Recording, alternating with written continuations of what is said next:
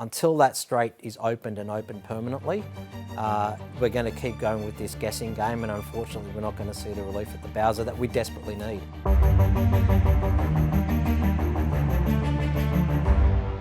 It takes about 7 to 10 days for what happens with the Asian markets to flow to the wholesale price, and then it takes more time for that to then flow on to the domestic price, what we pay at the bowser. So it's normally about 7 to 10 days.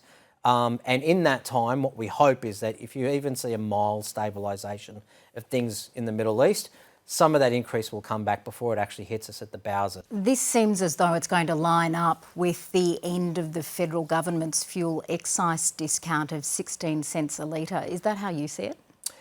Yeah, so that's going to kick in on the 3rd of August. The government has said they're going to reintroduce the remaining amount, but they're keeping their options open. Now, they said that also in July, and we know that what they chose to do was just reintroduce half of what they cut and not the full amount.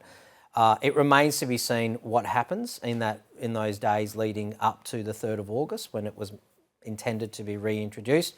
The government normally has to make a decision in a few days within that time frame, given that the industry needs to be given enough time to prepare. It is a significant date also, is it not? Because that is the date that the fuel excise is due to be adjusted, as it is twice a year. Correct. Twice a year, every year, the government will adjust the excise based on inflation, and normally that's about 1 to 1.5 cents a litre that price goes up. So if that is also to kick in addition to the 16 cents, which is the excise plus the GST, we would expect that inflationary impact to come in as well. So it'll be bit over 17 cents a litre, all things being equal. That's another thing for the government to consider, given they've got 2 weeks. If that fuel excise discount isn't extended, can motorists expect to pay prices similar to levels they were paying when this war began? That is, unleaded, well over $2 a litre, and diesel over $3 for some motorists around the country? No.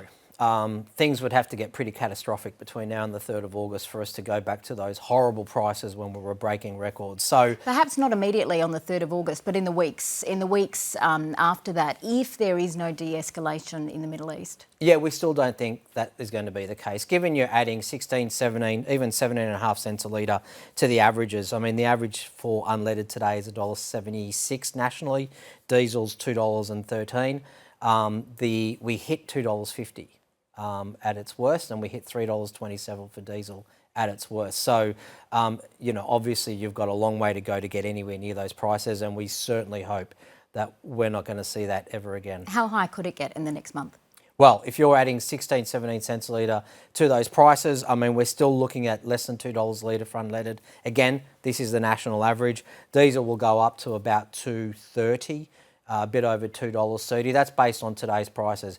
A stabilisation of what's going on in the Middle East between now and the 3rd of August will provide some relief at the bowser. But until that strait is opened and opened permanently, we're going to keep going with this guessing game, and unfortunately we're not going to see the relief at the bowser that we desperately need. There have been different views among economists regarding the value of the fuel excise discount, particularly in relation to how it obscures the signal of diminishing global supplies. But how important was the excise, particularly for those who use diesel? Yeah, well, the economy runs on diesel. And so whenever we see an oil shock and whenever diesel prices go up, it's not just the people filling up at the bowser. Transport runs on diesel, agriculture, farming, manufacturing. The Australian economy runs on diesel. And so we also feel it at the supermarket aisles and literally everywhere else. Go out and buy a coffee and I promise you it's going to be more expensive than it was 3 months ago. So diesel has a profound effect on the economy. The diesel price has a profound effect on inflation in Australia and also cost of living pressures. So the cut to the excise for diesel coincided with the falls in oil prices, and so we started to see prices falling anyhow.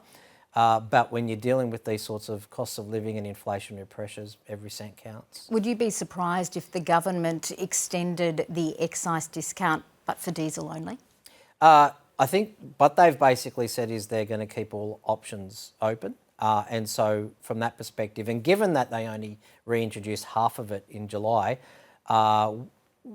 we're preparing for anything, and that could well be one of the options that they choose.